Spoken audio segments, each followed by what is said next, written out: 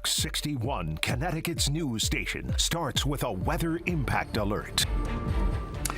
Another day, another weather impact alert in Connecticut. Get ready for more rain across the state. Thanks for joining us for the Fox 61 News at 10. I'm Brent Harden. And I'm Sarah Sanchez. Our team is tracking a flood watch for the entire state. Rain is on the way. And it looks like that rain will be sticking around for a while. Chief Meteorologist Rachel Frank is here with a first look at the forecast. Rach. The good news is we are done with the heat wave. Now we've moved on to the rain. So yes, a flood watch in effect starting at 2 o'clock tomorrow afternoon and continuing until 2 p.m. on Friday afternoon. But to be honest with you, I think the heaviest rain will be late Thursday afternoon and Thursday night.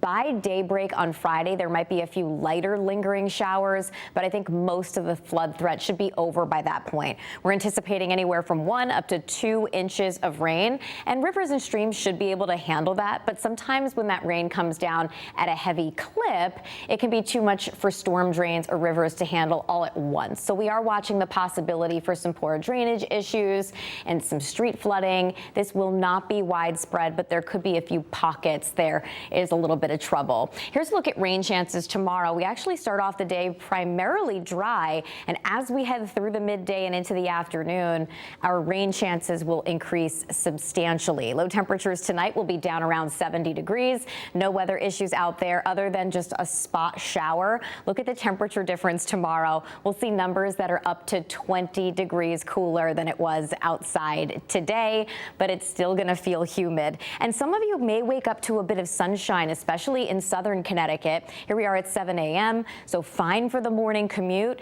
Here we are at 1 o'clock in the afternoon. There could be a few spotty showers that are out there, but as we head through the afternoon and into the evening, we'll increase our chances of seeing some of those heavier downpours. They'll start in northern Connecticut first, and then they'll move farther south to include more of the state as we head into later Thursday night and early on Friday.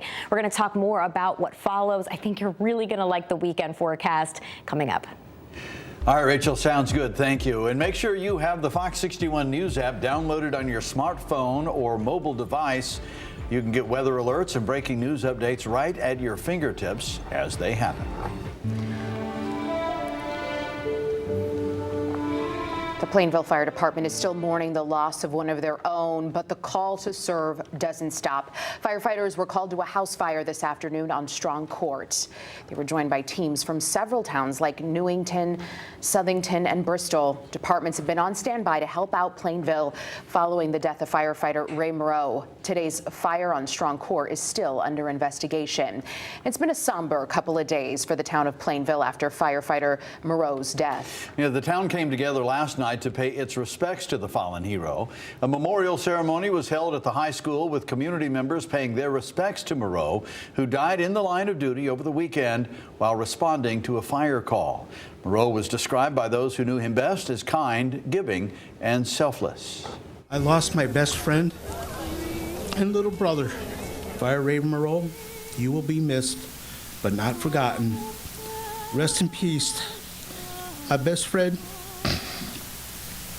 and little brother. Maro was a 35-year veteran of the Plainville Fire Department. He is survived by his wife, Christine. Now, calling hours for Ray Maro are scheduled for Friday from 3 to 7 p.m. at the Plainville Funeral Home. Funeral services will take place the following morning at Central Connecticut State University in New Britain at Welty Hall, beginning at 10 a.m. This tragedy is bringing up some painful memories for other first responders, including some firefighters in Harwinton. And those memories date back several decades. Fox 61's Tim Latow spoke with one firefighter about how first responders deal with this kind of trauma. Nearly a half-century ago, at the bottom of this steep slope on Center Hill in the town of Harwinton was the site of a horrific collision between two fire trucks on their way to a training exercise. And all these years later, it still haunts the firefighter at the head of that team. The first lead truck was out ahead of the tanker, and the U-joint broke on that truck.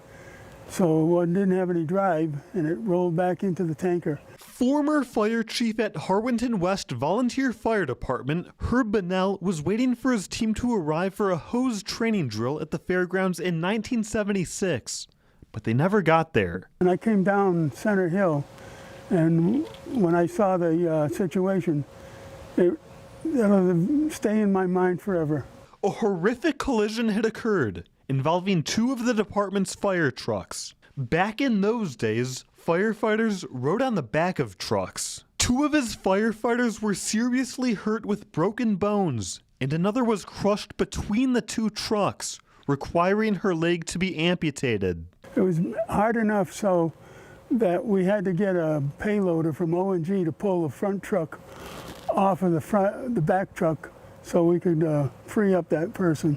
From that point on, the department stopped riding on the back of trucks, and it was one of the crashes that led to the National Fire Protection Association banning the practice in 1992. Yeah, there have been obviously improvements to fire vehicles, and since then, I mean, we all have now no riding on the back of trucks. Everything is in a cab. While fire equipment failures are rare, Bunnell knows they still happen. And he says the death of Plainville firefighter Ray Maro is a difficult reminder for all those in uniform. It's rare, but it does happen, and so you have to be mindful of it.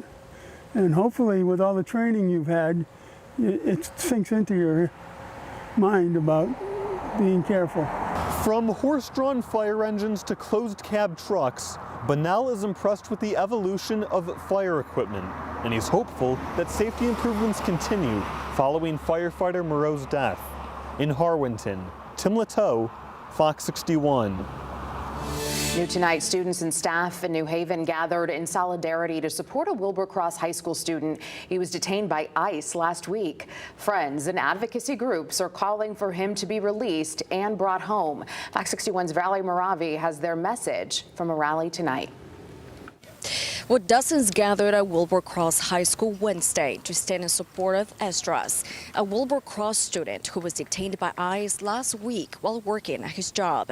Now they say they're committed to working together to bring Esdras back home. You are not alone.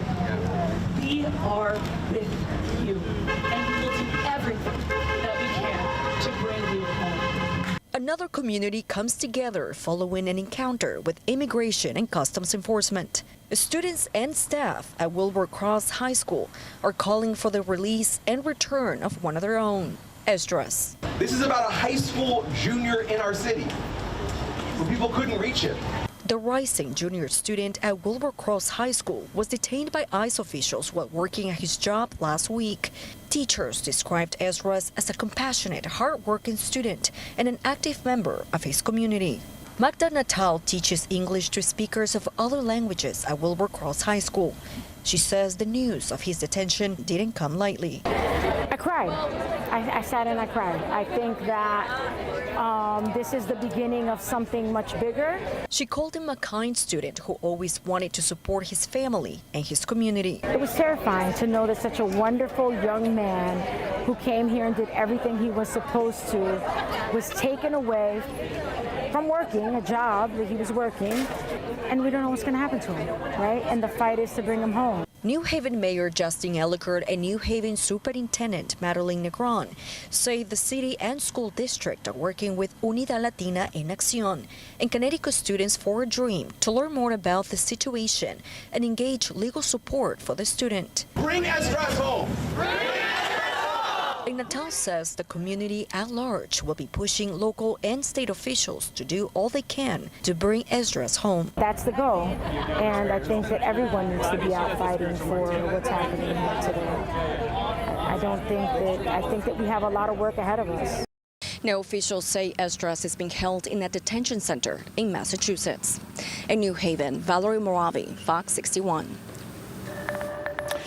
Right now, another town in Connecticut is joining the discussion about speed cameras. West Hartford officials held a meeting to talk to people about what will soon be coming to roads around town.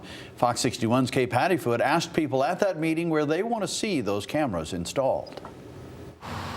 During a public meeting Wednesday in West Hartford, many people voiced their concerns regarding speeding and driving behaviors on busy roads such as South Main Street and North Main Street. West Hartford is a fast-moving community, and people drive a lot of times over the speed limits. I just want to Thank you for the opportunity. Like many other towns in the state, West Hartford is looking to address concerns of speeding. The town will be installing speed cameras, joining other spots like Middletown and Washington who have done so already. It's another way for us to manage speeds in town. And so we're introducing the project to the public. We will have another public information meeting on September 3rd. The purpose of the meeting today is to inform the public, get their feedback on the direction of the project. Town officials have already highlighted busy roads for the cameras like North Main Street, Farmington Avenue, and Mountain Road, which Robin Smith says is extremely dangerous. The fact that there hasn't been a major accident yet sort of surprises me. So I would support speed cameras, but where they're talking about placing speed cameras is solely at intersections. And one of the problems with Mountain Road is you have a long stretch with no real intersection. Overall, it's a mixed bag of opinions on the cameras. People say they just want to know more about how they're going to work and how drivers will be fined. And I just wanted to make sure that the citations would go to the actual physical person who owned the car and not to their lien holder or lease holder. What is going to be the nature of the drivers? Are they going to, find different routes? Because the whole idea is to get across town. And the time it takes to get across town now takes a lot longer. And as the town continues to grow with more cars, it's going to, the same thing's going to happen.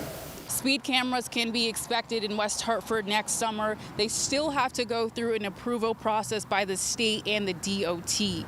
In West Hartford, Kate Patty Foot, Fox 61.